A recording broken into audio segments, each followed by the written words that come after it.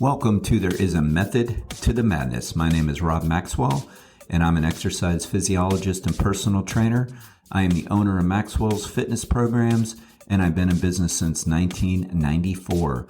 The purpose of this podcast is to get to the real deal of what really works, and most importantly, why things work. Hence the name, There Is a Method to the Madness. Before I get to today's show, I want to thank Jonathan and Lynn Gilden of the Gilden Group at Realty Pros. They are committed to providing the highest level of customer service in home sales. Why don't you give them a shout and figure out what your home is worth?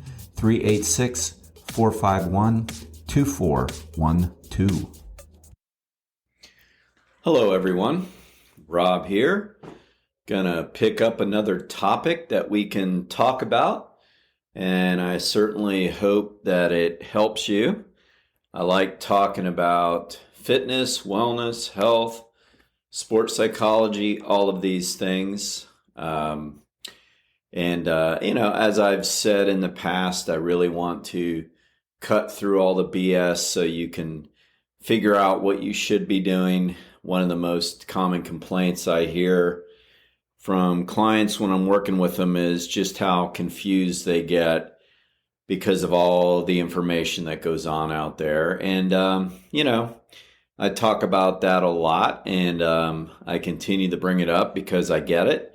I totally understand, and I want everybody to exercise and eat well for them and be healthy and do all those good things.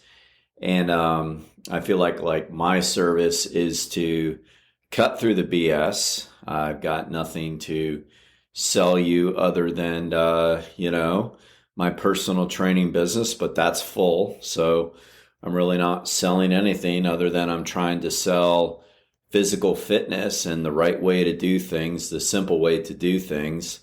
And, that's essentially what this podcast is all about. It's just keep giving it to you straight, trying to simplify things. I mean, some things are very complicated out there. I mean, there are definitely complicated exercise physiology topics. It's not that, but the application of it typically is not complicated at all. It's pretty straightforward. And, that's what this is about. So today I'm going to pick up another topic that comes up. It was a question from somebody, and they, wanted to know about hydration and water and all that during the hot summer months while exercising. And, things typically come up because they come up. I mean, it's now June in Florida. Well, it's June everywhere, Rob. Very good. But it is now June, and it is Florida for me anyway, which means that it is hot. It's getting hot. And I've lived in Florida since 1975, and I can tell you that I am well aware that Florida is just getting warmed up. It's just now starting to get hot. It definitely hasn't even peaked yet.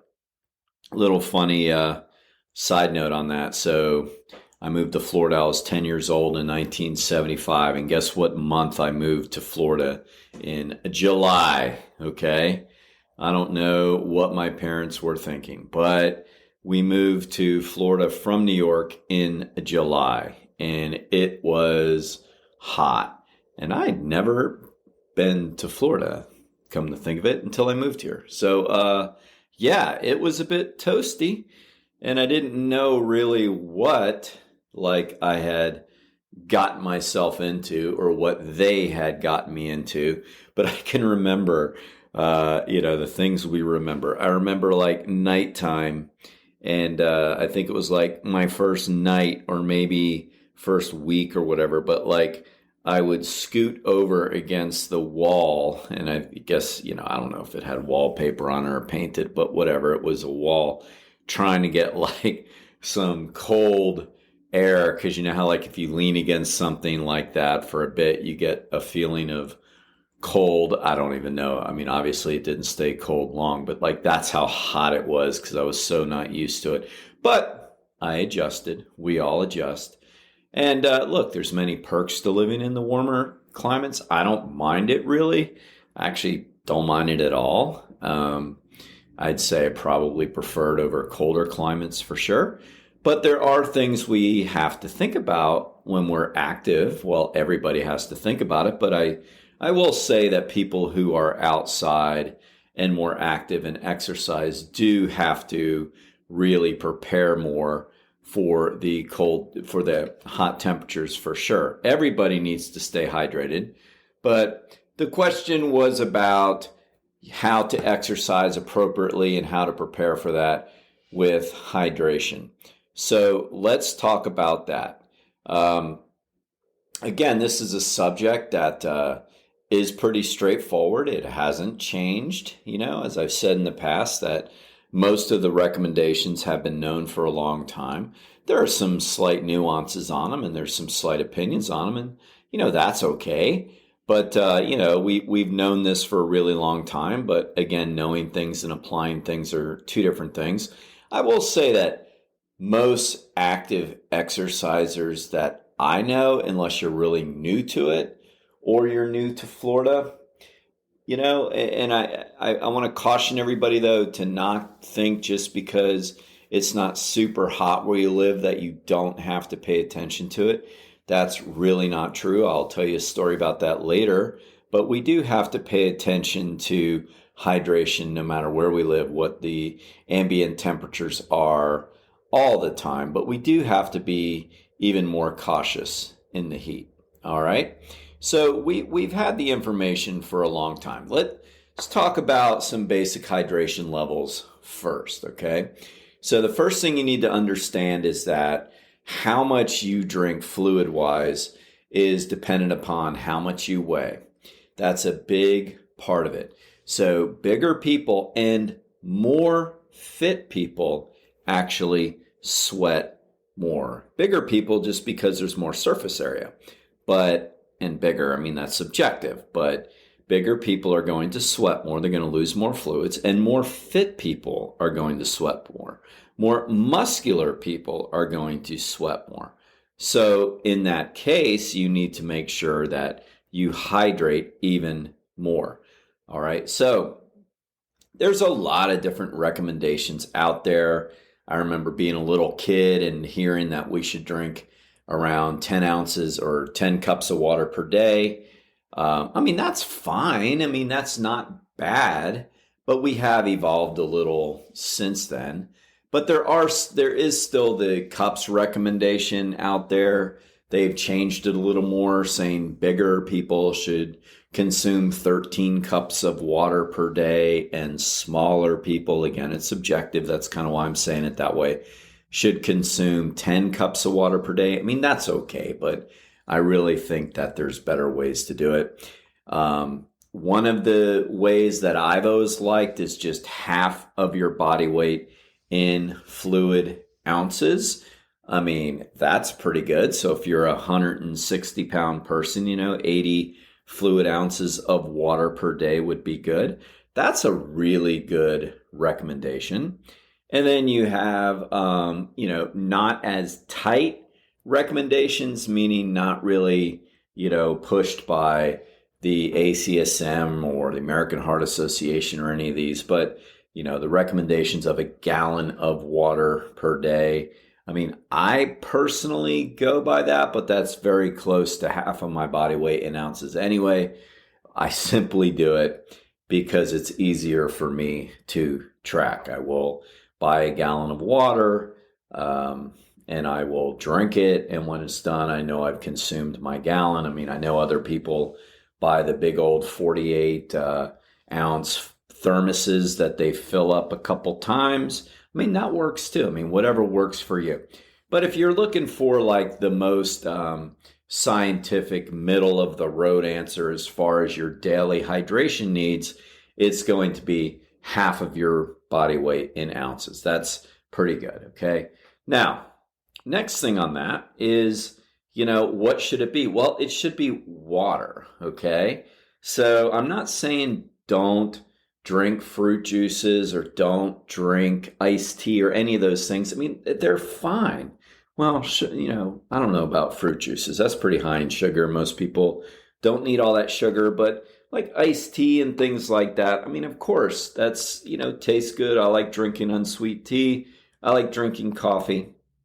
But we do have to keep in mind that caffeine is a diuretic. So you don't really want to count that as your fluid ounces. You pretty much want to count your water as your fluid ounces. And also keep in mind that if you're going to drink a lot of coffee or tea, you're probably going to want to increase your hydration levels even more so. I mean, hyponatremia is a real thing. That's water intoxication. And it does happen. But man, it is so rare. I mean, that doesn't mean go out and test it and drink 3 gallons of water as quick as you can. Of course not. There have been cases where, excuse me, people in marathons have consumed too much water and or very little sports drink, and they have flushed out all of the sodium from their bloodstream, and that's what hyponatremia it is. I mean, that does happen, but man, that is rare and probably not going to happen. So worst case scenario, if you're drinking some coffee, drinking some tea, and you feel like, that maybe you can consume some more water. I mean, consume some more water. I mean, probably worst case scenario is you're going to have to pee more. I think that's worth it to go ahead and do that. All right. And people that drink alcohol, I mean, just keep in mind, I'm not telling you not to drink, but I am telling you that alcohol is a diuretic. And please don't count your beer, wine, or Jim Beam as your hydration, because it is not. And I'm also telling you, you don't have to not drink. I'm just saying that it is a diuretic.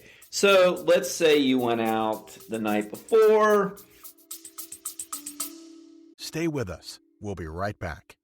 Are you ready to unlock your full potential? I want to introduce you to the Fit, Healthy, and Happy podcast, a powerful resource to transform your life today. With expert interviews, practical tips, and inspiring stories, this podcast is your roadmap to lasting wellness. Here's what a listener has to say. I used to struggle with my health, but this podcast changed everything. It's like having a personal trainer, nutritionist, and life coach totally for free. With over 2,000 5-star reviews, we're a podcast you can trust. The Fit, Healthy, and Happy podcast, available now wherever you get your podcasts. And you're acting like you are 21 again, I guess, being a little judgmental here, but let's say you do that and you tie one on a little bit and you're going to run a 5K in the morning. Okay. Keep in mind, you are extremely dehydrated, and it doesn't have to be that extreme. I'm kind of like making it a joke so you can get it, because I do know some people that might have 3 or 4 or 5 or 10 glasses of wine or so like the day before, and then get up and they're going to do a 5K or they're going to go for their run. I want to caution you, you are dehydrated. It is a diuretic. So if you're going to do that, I'm not saying don't run. What I am saying is you're going to want to be even more careful about your hydration. Really drink a lot of fluids before you get out there, or you will pay for it, or worse. I mean, you could put yourself into some, heat issues that you don't want to have, okay? So that's how we prepare on a day-to-day basis. We want to make sure that we're hydrated all the time. We want to make sure that we're drinking at least half of our body weight in water in ounces. We want to make sure that if we drink too much alcohol, caffeine of any sorts, that we want to include even more hydration to balance that out a little bit.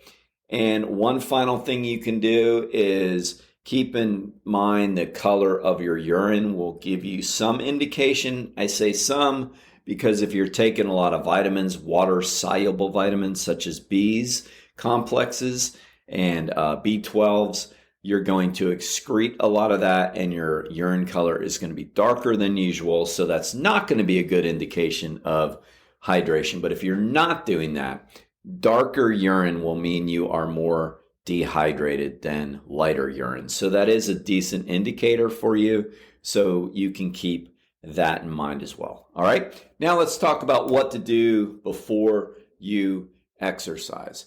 So 2 to 3 hours before a moderate or brisk exercise session, say in the heat. When I say the heat, I'm talking like 80 degrees and up. And for Florida, that is all the time pretty much. We're now reaching that point to where it's that when you wake up. So it's pretty darn hot all the time. So in hotter, more humid environments, you're going to want to make sure that you're paying extra attention to your hydration levels prior to exercise. But you're going to want to have between 17 and 20 ounces of water or sports drink 2 to 3 hours before. Now, my rule of thumb is, if you're going to work out at 5, it's going to be very hard to do that at 2 a.m. I get it. And this isn't like this, I'm making up this example. I have some clients that, and I'm one of them, but I have some clients that do their runs at 5 o'clock in the morning. I'm pretty sure they don't get up at 2 to hydrate, but I'm also pretty sure that once they get up, they are drinking water. In an ideal world, in a perfect world, you're going to want to try to hydrate 2 to 3 hours before and try to get in 17 to 20 ounces of fluid, depending on your weight. If you, would call yourself bigger or whatever, you're going to want to go to the top end of that, 20 ounces. All right. Now, roughly 10 to 20 minutes before, and that is something everybody has control over, then you're going to want to, you have control over getting up and setting your alarm at 2 if you really want to, but let's face it, that's probably not going to happen. But 10 to 20 minutes prior to exercise, you're going to want to drink another 7 to 10 ounces of fluid. Very reasonable, right? Half a water bottle, a little more than a cup. Just, you're going to go out on that run, and just beforehand, you drink a nice amount, 7 to 10 ounces, right? That's half a water bottle. Well, maybe a little bit more than half, but you're going to want to drink it down. Now, if you're exercising for, say, longer than 20 minutes or so, you're going to want to consume 7 to 10 ounces of fluid every 10 to 20 minutes. You don't want to add all that up and say, well, I'll just do that 30 ounces or so at the 30-minute mark. No, you're going to sweat immediately in the heat and humidity. So you're really going to want to keep that up as you go. And I know it's not always in your control when you do that, but you can keep like a little handheld water bottle with you as you run, as you power walk. Of course, if you're on your outdoor bike, they have a water bottle cage for that. If you're doing a 5K, they typically have a stop at the halfway mark or whatever. But just so you know the science, roughly 7 to 10 ounces every 10 to 20 minutes, all right?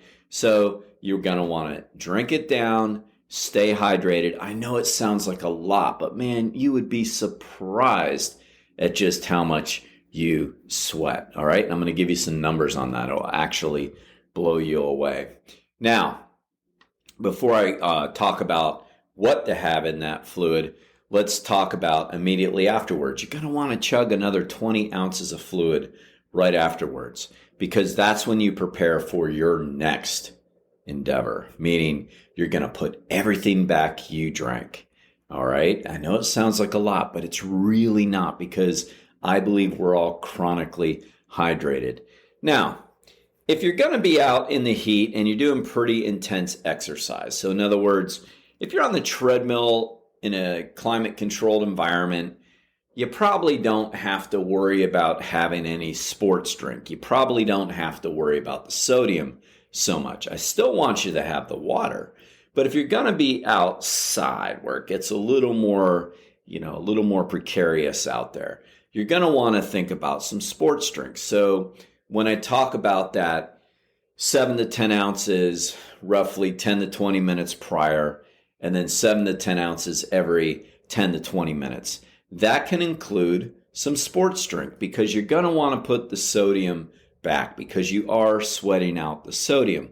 Now, most people aren't going to get to the state of hyponatremia, water intoxication, where it's a deadly situation where you flushed out all your sodium. But we probably all flush out some sodium. And that will impact performance and it will impact how you feel. So if you are exercising outdoors and you are exercising fairly intensely, then I do recommend that you have a sports drink. You're going to want to make sure that your sports drink is only 4 to 8% carbohydrate. All right. So that is very, very low in sugar. You don't need a lot of sugar for this. You're really trying to put back the sodium. You're going to want to make sure that you have roughly a sports drink that has 300 to 700 milligrams per liter of sodium in it. A lot of the newer types of electrolytes will have that, but you're going to want to check for that. Sodium is going to be the main ingredient on there. So your sports drink should be fairly high in sodium and very low in sugar. So that's not what Gatorade is. Gatorade is a pure sugar. You can dilute all that to make it work for you, but I really suggest investing in some good electrolytes that will cover that for you, okay? That's, again, if you're going to be exercising in the heat, outdoors. Inside, I suggest you just stick to the plan I already told you, which is just have the basic water. Now, this isn't about when to exercise and all that, but I just feel like I have to be responsible here. When I say exercise outdoors, I mean in the summer. I mean, I've always been a 7 to 7 rule of thumb guy with that, meaning that exercise before 7 a.m. if you're going to exercise outdoors, or after 7 p.m. in the hot summer months of, say, Florida, Texas, and where it gets really hot. You don't want to be exercising midday or even late morning when it's hot outdoors. If you're training for an event and you have to get acclimated to the heat, okay, that's different. Knock yourself out, but please be prepared. But I'm talking about even if you're getting out early in the morning like I do, you're going to want to make sure you still have those electrolytes, all right? Indoors, again, you can stick to water on that. Now, check out some of these facts right here. This is pretty crazy to me. So a person who's, like, say, doing a moderate workout, moderate would be like brisk walking, maybe light jogging, but I'd say more like brisk walking or casual bike riding. They're going to lose between 17 and 51 ounces of fluid in 30 minutes. 17 to 51. I mean, that's a lot. I mean, you're dripping at that point, right? And that's moderate exercise. That's a nice 30-minute power walk. So if you're not hydrated going in, I mean, you are dehydrated coming out, right? And let's say you up the ante a little bit, like you are doing more what we call vigorous exercise or intense exercise, like you are running. Like this morning, for me, this is Sunday morning. I went for a run, a 3-mile run, a little over 3 miles. I got out by 6:30 to be done by 7. I mean, that is, that's early, and I was dripping. And why was I dripping? Well, based on my body weight, I'm going like the middle ground here. I probably burned about 70 ounces of fluid in 30 minutes, 70 ounces. So statistically, we're going to lose between 35 and 85 ounces of fluid in 30 minutes of vigorous exercise based on our body weight. I mean, that is a lot of fluid. So if you're not putting it back, what's happening to you? Okay. So it could get really serious, right? Dehydration can bring about heat exhaustion and then, God forbid, heat stroke, but it could happen. I'm not trying to steer you away from exercise. Of course not. All this you can prepare for by simply making sure that you're taking your hydration needs serious out there. But even if it doesn't reach that extreme, it's still going to affect how you feel in your performance. And I don't want you to honestly, I could care less about performance, right? I mean, if you're too wrapped up in your times and all that, I think that's a problem anyway.